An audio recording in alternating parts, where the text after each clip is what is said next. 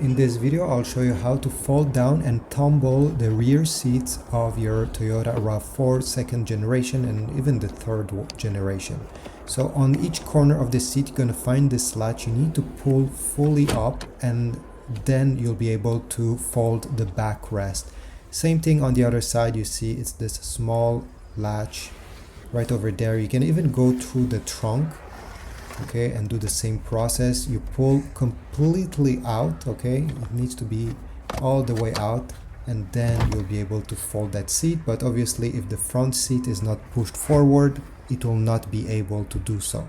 Now to tumble the seat, you're gonna find a latch right over here. It's hidden.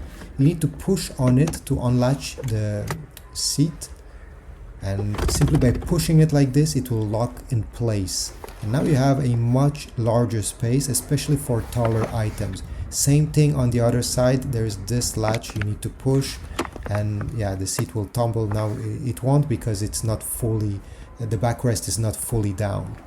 Now to put back the seat, okay, go inside and you're gonna find this small lanyard, I don't know how you call it, a small cord sticking out. Pull on it, it will unlatch the seat, that will fall. And then again, the same other cord that you need to pull, simply to adjust the backrest in place. And this is about it. I hope this was useful. Like, subscribe, comment down below.